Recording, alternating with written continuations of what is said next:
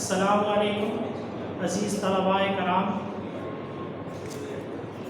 آج کے لیکچر میں ہم جماعت دہم کا جو اسلامیات ہے اس کا لیکچر نمبر 16 وہ پڑھیں گے۔ عزیز طلباء، اس لیکچر کا عنوان ہے غزوہ احزاب کا تعارف، اور غزوہ احزاب کا دوسرا نام غزوہ خندق بھی ہے۔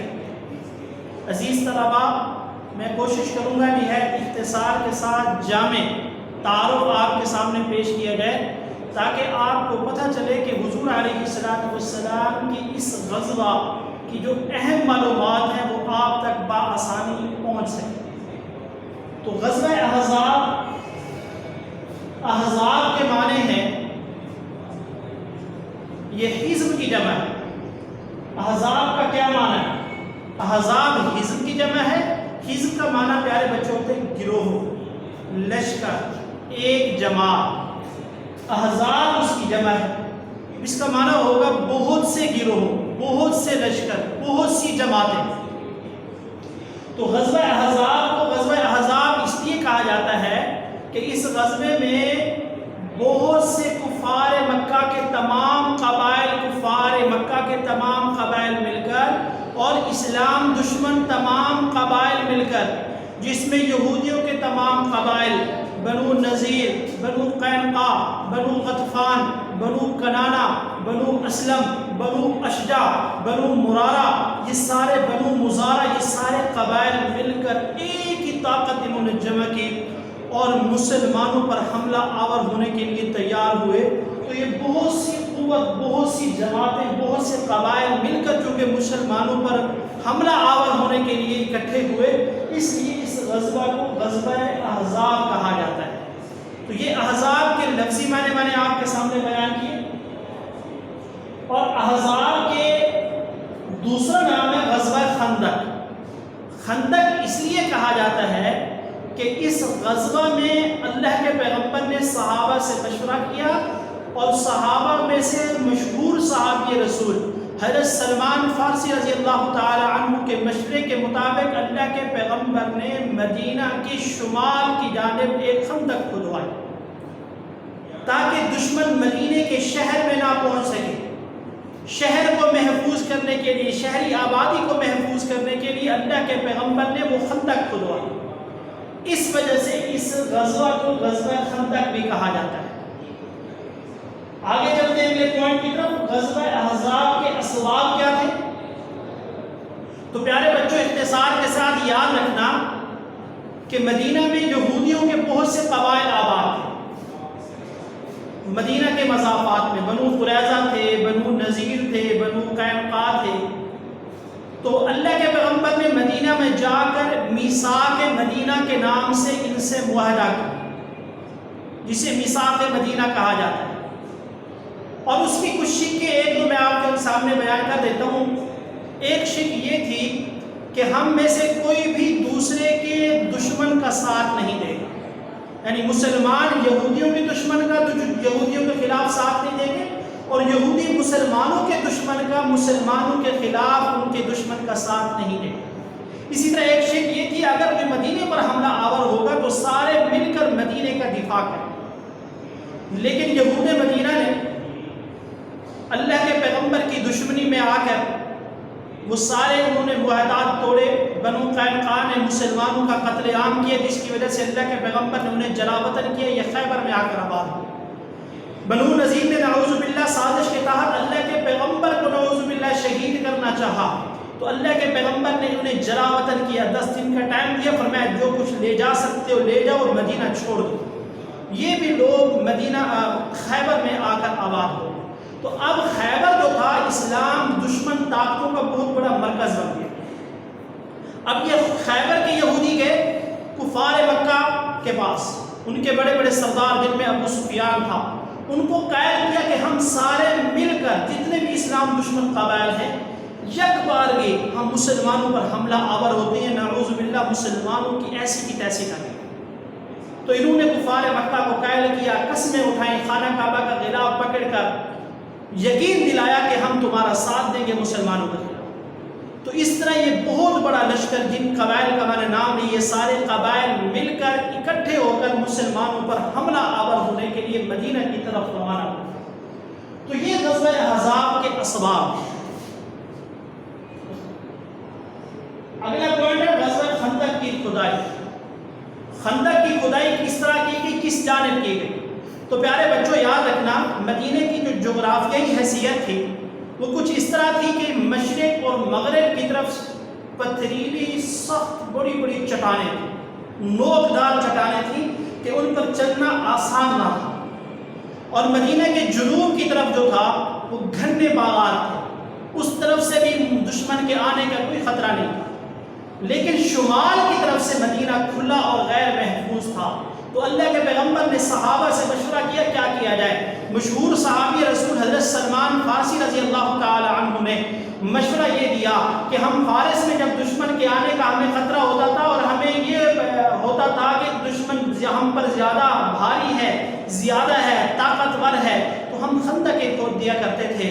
تو اللہ کے پیغمبر کو یہ مشورہ پسند آیا۔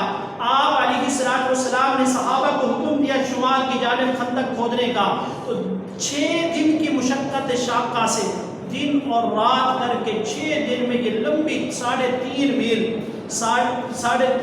لمبی خندق کھودی، 1200 گز لمبی تھی اور 5 گز چوڑی، 5 گز گہری خندق۔ تو اللہ کے پیغمبر نے یہ خندق کھدوائی، صحابہ کرام رضوان اللہ علیہم اجمعین تمام صحابہ شریک ہوئے، اور اللہ کے پیغمبر خود بنفس نفیس خندق کی کھدائی میں شریک ہوئے اور خندق کی کھدائی میں حصہ لیا۔ تو اس طرح خندق کی کھدائی کی۔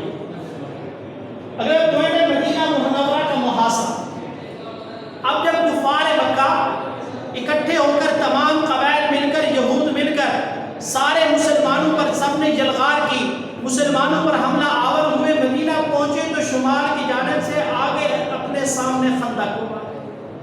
اب کفار مکہ کے لیے یہ نئی چیز تھی خندق کا ہونا، اس سے پہلے عرب کے اندر خندق کا کوئی وجود نہیں تھا۔ اب کفار مکہ نے جب خندق دیکھی تو وہ مجبوراً خندق کی دوسری طرف بیٹھنے پر، خیمے لگانے پر مجبور ہو، اور ادھر حضور علیہ السلام کا لشکر خندق کی اس طرف تھا۔ اللہ کے پیغمبر نے بہت سے مجاہدین کے دستے، محافظ دستے متعین فرما دیے تھے خندق کی حفاظت کے لیے۔ تیر انداز جو تھے وہ خندق کے گرد مورچے بنا کر بیٹھے ہوئے تھے کہ اگر کوئی کافر خندق کو عبور کرنے کی کوشش کرے گا تو اس کو وہ تیر اندازی کے ذریعے وہیں مار دیتے تھے۔ تو اس طرح مدینہ منورہ کا انہوں نے محاصرہ کیا۔ تو یہ لمبا واقعہ ہے، کس طرح کس نے عبور کرنے کی کوشش کی، میں اختصار کے ساتھ بیان کروں گا۔ 25 دن گزر گئے پیارے بچوں محاصرہ کیے ہوئے، کفار کو بھی خاطر خواہ کامیابی نہ ملی۔ بالآخر اللہ کی مدد ایسی آئی کہ اللہ نے تیز ہوا، تیز آندھی بھیجی، آندھی کی شکل میں، اور نظر نہ آنے والے فرشتے بھیجے جو نظر نہیں آتے تھے، اور اس آندھی نے یہ فائدہ کیا کہ کفار کے خیمے اکھڑ گئے اس تیز آندھی کی وجہ سے، اور ان کی جو خیموں کی تنابیں تھیں وہ ٹوٹ گئیں، ان کے گھوڑے بدک کر بھاگ گئے، ان کی سواریاں بھاگ گئیں۔ تو کفار مکہ پر، یہودیوں پر ایسا اللہ کا خوف طاری ہوا کہ وہ پھر راتوں رات دم دبا کر بھاگ گئے۔ اس طرح اللہ رب العزت نے غزوہ خندق کے اندر مسلمانوں کی دستگیری فرمائی، اپنے رسول کی مدد فرمائی، رسول کے جاں نثار صحابہ کی مدد فرمائی، اور ایک بڑے معرکے میں اللہ نے اپنے نبی کو سرخرو کیا، حضور کے صحابہ کو سرخرو کیا۔ تو پیارے بچوں، اس طرح مدینہ منورہ کا محاصرہ۔ اگلے پوائنٹ کی طرف چلتے ہیں، مومنین اور منافقین کا کیا کردار؟ ظاہر ہے اس میں مسلمان بھی تھے اور کچھ منافقین بھی ملے ہوئے تھے جو ظاہراً کلمہ گو تھے، اندر سے کافر تھے۔ تو پیارے بچوں، ان کا مومنین کا کردار یہ تھا کہ وہ اللہ اور اللہ کے رسول پر مکمل بھروسہ کیے ہوئے تھے۔ وہ ان مشکل ترین حالات میں انہوں نے صبر و استقامت کا دامن نہ چھوڑا، مشکل ترین حالات کے اندر بھی وہ ڈٹ کر کھڑے ہوئے تھے، اسلام مخالف قوتوں کے سامنے ڈٹ کر کھڑے رہے، اللہ کے رسول پر مکمل بھروسہ رکھا، اور ان کی زبان سے یہ الفاظ جاری تھے کہ اللہ اور اللہ کے رسول نے سچ کہا، صدقوا ما عاهدوا اللہ علیہ، انہوں نے سچ کہا۔ اللہ کے نبی کا ایک ایک وعدہ سچا تھا، اللہ کا ایک ایک وعدہ سچا تھا کہ اللہ اپنے بندوں کی مدد فرمائے گا، اپنے پیغمبر کی مدد فرمائے گا۔ تو انہوں نے ایسی بہادری اور جرأت کا بے مثال مظاہرہ کیا صحابہ کرام نے کہ جس کی تاریخ میں کوئی مثال نہیں ہے۔ اس سخت ترین حالات میں بھی ان کے قدم نہیں ڈگمگائے، ان کا ایمان متزلزل نہیں ہوا، وہ ڈٹ کر کھڑے رہے۔ منافقین کا کردار یہ تھا پیارے بچوں، طرح طرح کے بہانے بنانے لگے، جنگ سے فرار چاہتے تھے، موت نظر آ رہی تھی، اندر کفر چھپا ہوا تھا۔ کوئی کہتا تھا اللہ کے پیغمبر ہمارے گھر غیر محفوظ ہے، ہمیں جانے دیں۔ کوئی اہل مدینہ کو ان کو اندر خرچ سے خراب کرنے کی کوشش کر رہے تھے کہ اے ہمارے بھائی ہمارے ساتھ تم بھی چلو، تمہارے لیے یہاں رہنے کی کوئی جگہ نہیں، یہاں رہو گے تو مارے جاؤ گے، بچے یتیم ہو جائیں گے۔ تو اس طرح بد دلی پھیلانے کی کوشش کی منافقین نے، اور خود جنگ سے فرار کی کوشش کی مختلف ہیلے بہانوں کے ذریعے، اور مسلمانوں کو بھی خراب کرنے کی کوشش کی۔ دیکھو اللہ اور اللہ کے رسول نے ہم سے دھوکے کا وعدہ کیا، کہاں ہے اللہ کی مدد، اتنا بڑا لشکر آ گیا، ہم کس طرح کامیاب ہوں گے؟ تو یہ منافقین کا کردار۔ اگلا سوال ہے غزوہ احزاب کب؟ یہ چیز میں نے شروع میں بتانی تھی پیارے بچوں۔ غزوہ احزاب شوال سن 5 ہجری میں، شوال کا مہینہ تھا، سن 5 ہجری میں غزوہ احزاب کا وقوع ہوا۔ غزوہ احزاب میں مسلمانوں کی تعداد کتنی تھی؟ تو پیارے بچوں غزوہ احزاب میں مسلمانوں کی تعداد 3000 تھی، 3000 کا لشکر تھا مسلمانوں کی طرف سے۔ غزوہ احزاب میں کفار کی تعداد کیا تھی؟ تو مورخین نے لکھا ہے غزوہ احزاب میں کفار کی تعداد 12000 تھی، 12000 کا لشکر تھا۔ یہود کے قبائل مل کر، کفار مکہ کے قبائل مل کر، سارے ملا کر 12000 تھے۔ ایک روایت میں 15000 کا بھی ذکر آتا ہے۔ تو اس طرح اللہ رب العزت نے اس غزوہ کے اندر اپنے مسلمانوں کی مدد فرمائی اور مسلمان کامیاب ہوئے، کفار ہمیشہ کی طرح ناکام، ذلیل و رسوا ہوئے۔ تو پیارے بچوں یہ غزوہ احزاب کا تعارف تھا۔ آپ نے اس کا مکمل خاکہ اپنے ذہن میں رکھنا ہے، اس کو یاد کرنا ہے، اور مکمل توجہ کے ساتھ اس کو اپنے ذہن میں رکھیں گے تو آگے جو ہم سورت پڑھیں گے، غزوہ احزاب کے مختلف واقعات پڑھیں گے، تو یہ اگر تعارف آپ کے ذہن میں ہوگا تو وہ سمجھنا آپ کے لیے آسان ہو جائے گا۔ اللہ رب العزت ہم سب کا حامی ناصر ہو، ہم سب کو عمل کی توفیق عطا فرمائے۔